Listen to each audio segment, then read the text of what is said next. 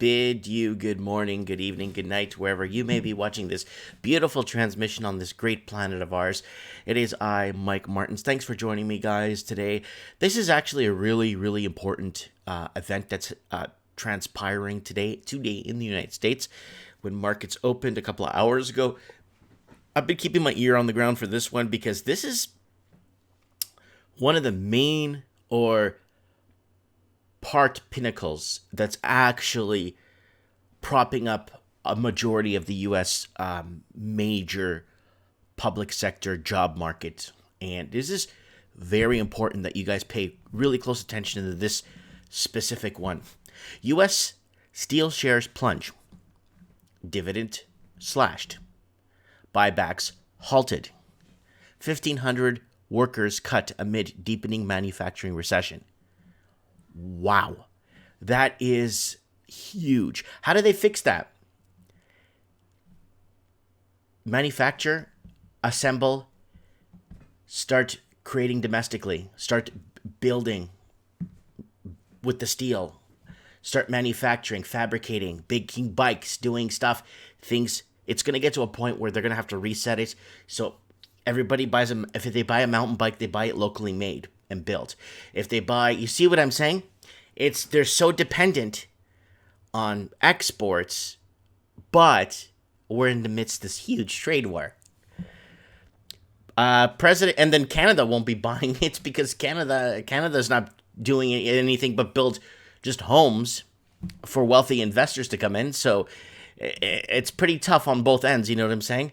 President Trump told a crowd of steelworkers in Illinois in July 2018. So remember this, guys. After years of shutdowns and cutbacks, today the blast furnace here in Granite City is blazing bright. Workers are back at the job. We are once again pouring new American steel into the spine of our country. While U.S. Steel Granite City might be operational for the time being, the steel producer has just announced it will shut down a significant portion of its Great Lakes Works facility, slashed its dividend, terminated 80% of its share buyback program, and lay off 1,500 workers. Wow. So, Great Lakes Works is expected to halt operations by April 2020. The mill rolls slabs into sheets of steel that has been battered by manufacturing recession and trade war. The facility laid off 200 workers earlier this year, with another 1,500 in the near term, reported to 247 Wall Street. So here it is. There it is here. You see it. There's the United States Steel. Then there's the ISM Purchasing Managers Index. Blah blah blah, and it's just not working. Things didn't look too bad around 2016. Things got better in 2017. Then tail end of 2018, you start seeing things go downhill fast. This is a huge, huge, huge, huge deal. The failed turnaround in the U.S. steel comes from manufacturing recession, shows limited signs of abating, forced the company to slash its dividends in 2020 for 5 cents per share to 1 cent a share. At least 80% of its buyback program will be terminated by early 2020, a measure to help the struggling steel company avoid bankruptcy. The company will refocus its efforts at its Mun Valley work facility in Pennsylvania, Big Silver Steel in Arkansas, and other Gary in Gary, Indiana. I'm sorry, guys. It's just early morning here, and I just woke up, and I had to get this out for you guys. U.S. Steel CEO David told investors on the call that acquiring the remaining stake of Big River Steel continues to be our top strategic priority. So they're trying to find someone to invest or someone to throw their money in there, you know? Current market conditions and long-term outlook for Great Lake Works make it imperative that we act now, allowing us to better align our resources to deliver cost or capability differentiations across our footprint. Transitioning production currently at Great Lakes Works and Gary Works will enable increased efficiency in the use of our assets, improve our ability to meet our consumer needs for sustainable steel solutions, and will help our company get to our future state faster, he said. U.S. Steel has revised fiscal 2019 guidance lower, expects a decrease in spending in 2020.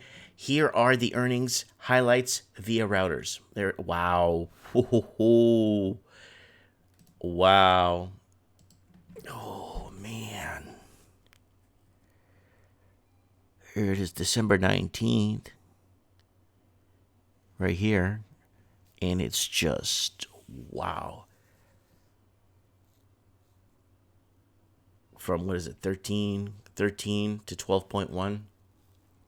Wow. Company sees Q4 adjustment loss per share at $1.15 compared to analysis expectation of 60 cents. Cuts its quarterly dividend to 0.1 from 0.5. There's a problem with that, because then investors lose confidence. Investors are like, I'm not going to get a cent a share. It's not even, I need to have millions of shares to, so they're there's some stocks that I'm getting like myself personally in dividends, like 88 cents a share, $1. Like there's one that's like $1.09 a share. This is not good. So expects Q4 adjustment to be 25 minimum, which excludes about 225 minimum of estimated restructuring and other charges compared with the analysis established EBITDA established 8398 Refinitiv IBES database data. Company also lowers its 2020 spending forecast to 875 minimum to 950 minimum. Yeah, so there it is there, guys. It's not looking good, especially when it's heading back to 2016 losses. U.S. Steel was supposed to get a boost from President Trump's 25% tariff on steel imports, but that since has backfired as steel prices continue to drop and manufacturing recession continues to deepen. Well, you're seeing consumer confidence going down. You're seeing builder confidence going down now, where people, a lot of home builders and projects are put on hold right now because they're starting to realize, wait a minute, whoa, this may not be good in the end. You know what I'm saying? So the question remains, with U.S. Steel shares turning lower in 2020, does that mean the S&P 500 priced in a monster rebound in growth that may not happen? If so, that could mean the Fed's, not QE, help fuel this blow-off top in the stocks. So was it a turn? Look at that. What? And then look at this, guys. Look at this chart. So you got 08 here, 07, 08. Then you got the pickup here with that's when QE1, QE2, QE3. Then you got this huge dip here, just during the election run here. Then boom, tariffs got put in place, and then boom. And then now it looks like, wow. It does not look good, guys. It does not look good. It looks very bleak and grim.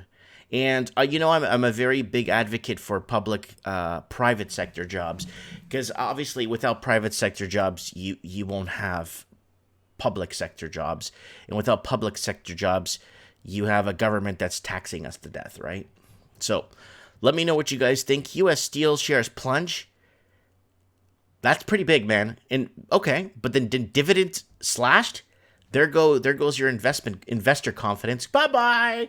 I'm heading. There's the door right there. See you later, alligator. And then buybacks halted, which is kind of a good thing, so they don't empty out or turn the company into an empty shell, I guess. It kind of looks okay. I'm kind of for that. But everything else, man, I really, really hope these workers could, They need to basically create more automotives in America that sell their companies off to China. They need to find more ways to attract more projects, to create more small business, to create more medium-sized businesses, to create more enterprise. This way, you would employ more American workers, and that's it. And that's what they need to do. That's the game plan, is to employ more American workers, so more Americans could contribute to the infrastructure, whether it's building bridges with the steel or whether it's indoor pools or whatever they use steel for nowadays. That's important. Let me know what you guys think in the comments below. I would really like to know. Guys, don't forget to subscribe to the channel, check things out. Don't forget to join me on Mike in the Night this Saturday, where we're going to be talking about worldly unrest, and what's happening abroad all over the world with just protests and just a lot of upset folks out there. Thanks for watching.